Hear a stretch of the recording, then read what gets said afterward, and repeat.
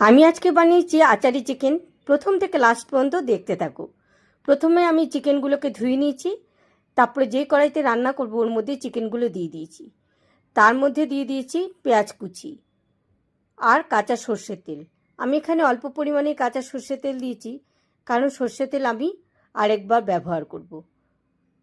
তারপরে এর মধ্যে দিয়েছি রসুন আর আদা বাটা, আর দিয়েছি 2.5 চামচের মতো টক দই। সবাই জানো যে টক দই মাখিয়ে রাখলে খুব নরম হয়, সেই জন্য আমি আগে থেকে দিয়ে এটাকে মেখে রেখে দিচ্ছি।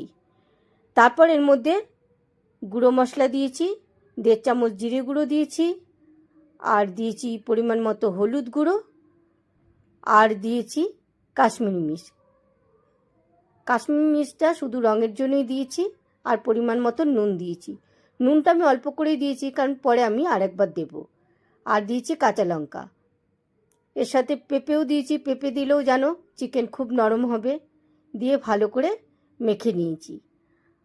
আমি 2টো রসুন এর মধ্যে দিয়ে দিয়েছি, কারণ আমরা রসুন খেতে খুব ভালোবাসি, আর রসুন খাওয়া উপকারও আছে। তোমরা না চাইলে এটা স্কিপ করে যাবে। আর দিয়ে দিয়েছি টমেটো কুচি, দিয়ে খানিকক্ষণের জন্য ম্যারিনেট করে রেখেছি, প্রায় 1 ঘন্টা। তারপর গ্যাসের আগুনটা জ্বালিয়ে দিয়েছি। আমি এখানে কোনো রকম জল ব্যবহার করব না, আর গ্যাসের ফ্লেমটা লো ফ্লেমে রেখেই পুরো রান্নাটা আমি আজকে করব। মাঝে মধ্যে একটু দেখে নিচ্ছি যে চিকেনটা কেমন হচ্ছে, একটু নাড়াচাড়া করে দিচ্ছি। আর একদিকে দেখো, আমি এটা পরে ব্যবহার করব সর্ষে বাটা। এর জন্য কাঁচা লঙ্কা আর নুন দিয়ে সর্ষেটা আমি মিক্সার গ্রাইন্ডারে ভালো করে পেস্ট করে নিয়েছি। আমার সর্ষে আছে 1.5 চামচের মতো। সুন্দর পেস্ট হয়েছে দেখো। আর এই চিকেনের মধ্যে আমি দিয়ে দিয়েছি টমেটো সস।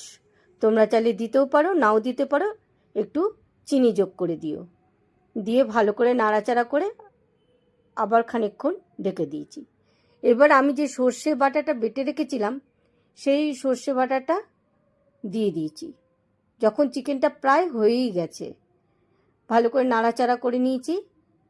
তারপর আমি একটা ফ্রাইং প্যানে তেল গরম করে শুকনো লঙ্কা, রসুন আর 5 ফোড়ন ভালো করে ভেজে নিয়ে এই চিকেনের সঙ্গে মিশিয়ে নিয়েছি।